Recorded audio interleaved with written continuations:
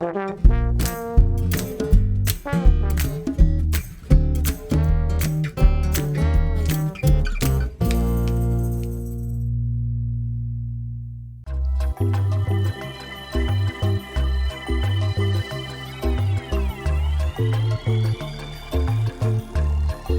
skills are super important. The most important thing, of course, is talking about knife.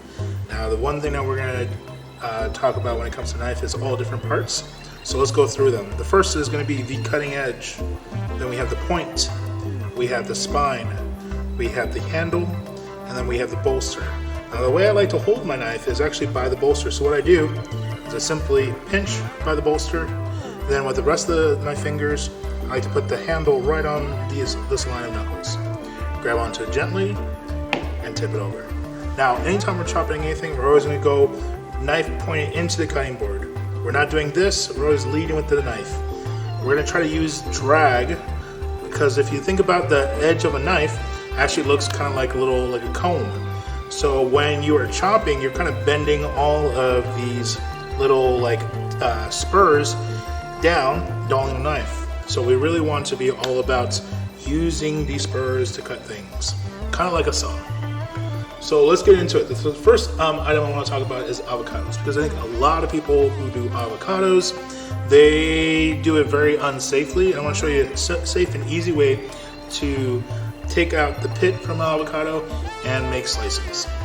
All right, so again, with this hand, we're going to make the tunnel. So what I like to do is I always like to grab it by the sides, and with these fingers, make kind of an OK sign. Now, this is super important because if we hold it like this and we put our knife in, we don't know what's going on in this area. So if you put your knife in and you go down, you can easily cut this part of your finger. We're going to pinch, make the OK sign. Knife goes in, carefully going in, and again, until we hit the pit. So now we know it's touching the pit, and all we're going to do is turn the avocado carefully, pinching, turning, pinching, turning. Next, we're going to turn it so the cut sides pointing out all directions, and we're going to cut this into quarters. So in, being careful, and we're going to turn. Super easy. You can kind of see it's already kind of coming apart pretty easily. So all we're going to do with this is turn it, pop it. Ooh, perfect. And then we have the pit, put to the side, avocado, quarter. All we're going to do is take the tip and peel back. Super easy. We're going to go from top to bottom, and all we're going to do is use the edge of the knife and draw a straight line. So, knife in, draw a straight line, and there you got one slice. Knife in, draw a straight line.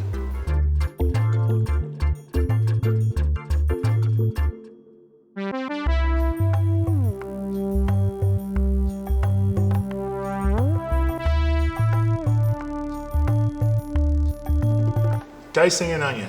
Super easy, but I feel like it's very intimidating. And I'm going to show you how easy it is with a couple of easy steps. So, onion. We're going to cut the top off. Cut the bottom off. And we're going to cut it right in half. Now, this little papery husky skin we want to take off because it does not cook real well. The one thing about onions is they have this kind of like defense mechanism that makes people cry when we cut them. So what we're going to make sure is we always have a sharp knife. This is super important. I'm going to show you two different ways of doing this. So we're going to do a julienne, which is super easy. So a lot of people like to cut their onions against the grain, and you can kind of see with their onions there's a bunch of these little grains. All right, so what I want to do is work with the grain. Now when we do that, we're just going to cut it along with the grain. When we do this, all of our onions are equal in size. Turn it, and we do the same thing.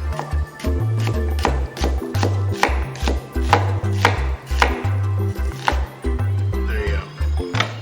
All right, so all equal in size. Actually, it looks pretty good. So that is going to be our julienne.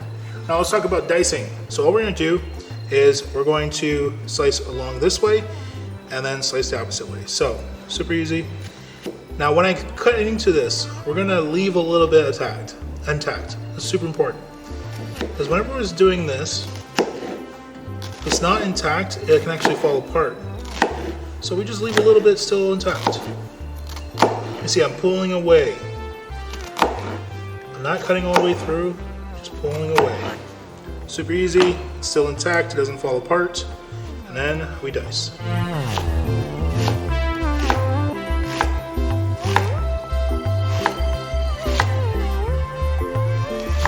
Alright, now once we're at the end, if they're still attached, all we're gonna do,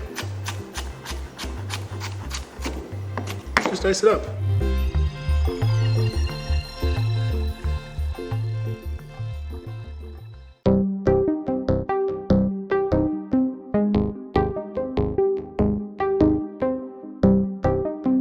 How do you dice up a pepper without wasting a bunch? Now, the one thing that we know about a pepper is inside there is a core of seeds. And all we're gonna do is we're trying to avoid the seeds. So very easily, we're gonna take our knife, remember, fingers curled, and we're going to go around the seeds, not going in very deep.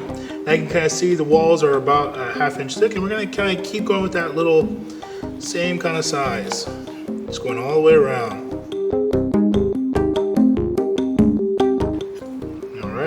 Now we have this little bottom. Now remember, if you have stickers, take that out. All right. So we're gonna take the bottom and cut it off. And for this, it's pretty not a lot, but we're still gonna try to take off a little bit from the top. Anything we can kind of save, but that's pretty good. Put it into our compost.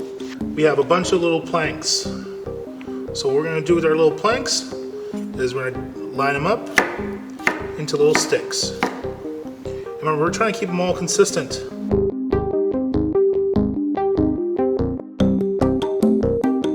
From here, same size as the width. So that is going to be our peppers. Next, celery. Now, what we're gonna do is we have to realize this part is thicker than this part. So what I like to do is actually cut this into thirds, turn it around, and cut this in half. So they're all relatively the same size. Again, pick them up, tip down, cut them in all the same size.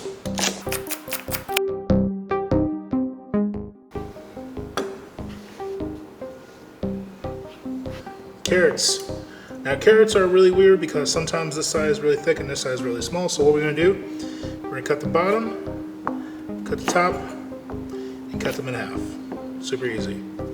Top, cut in half. So let's start with this big one. So if you have a big hunk like this, remember the OK method that we did with the avocado? Same thing.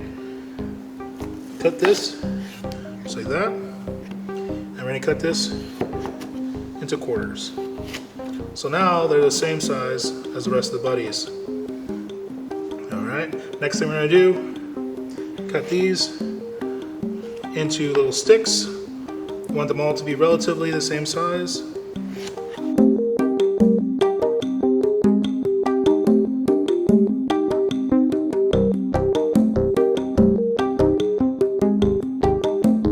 We're gonna start dicing.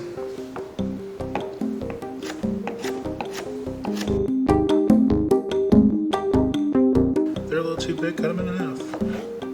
Take a little bit of time, take pride in what you're doing. And that's how you dice weird shaped vegetables.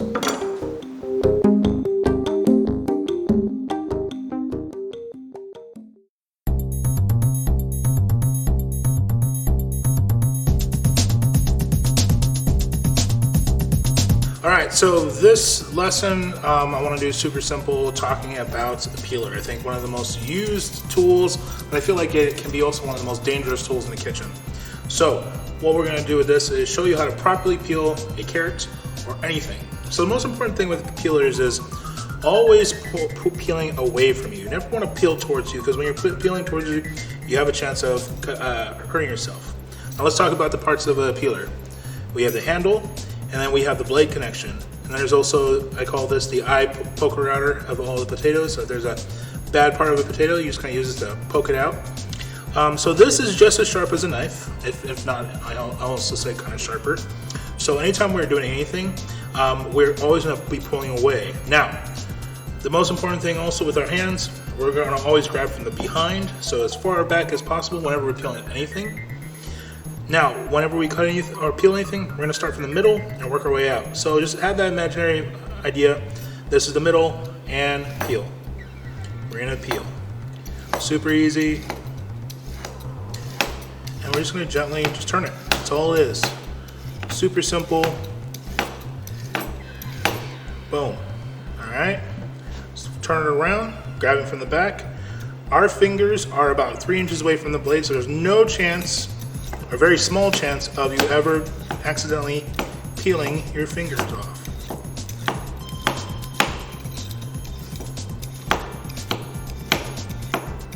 So super simple. And then if you want to be fancy, you can peel off the butt. Super easy. There you go.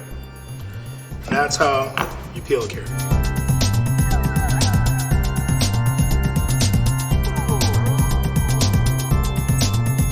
So next thing we're going to talk about when we're talking about peelers is how to actually use a peeler and a zester when it comes to citruses. Let's get into it. So one thing about citrus is a lot of people actually waste a lot of the citrus. So when we're doing this, we want to make sure that we're using all of the citrus, not just the juice or the insides. So the peel has a lot of really good nutrients and a lot of essential oils, and actually makes things fragrant.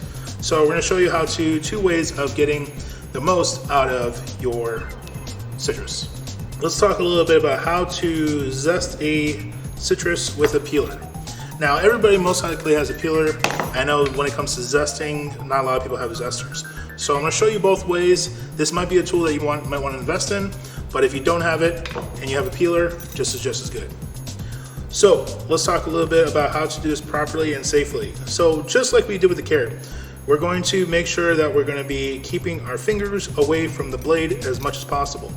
So this one is going to be a lot slower. So we're going to put our blade close to where our fingers are. We're going to use our fingers to hold it down, and all we're going to do is just peel. Super simple. Turn, peel, turn, peel. Super easy. And this is a good way to, again, use your little zest. So I think that's a pretty easy way to go. Now, if you have a zester, remember, we're always going to be talking a little bit about how they're also just as sharp. So we're going to be very careful, keeping our fingers far away. So what I'm going to do is kind of hold it into my hand. I'm going to keep my fingers on this, far away from this surface and the blade. So keep your hand there. And all we're going to do is pull the zester back. We're going to make sure that we're not going to go into the white. And we're just going to take our time. I feel like a lot of people rush this. And if you're really, efficient, I get it. But we're really just trying to take your time.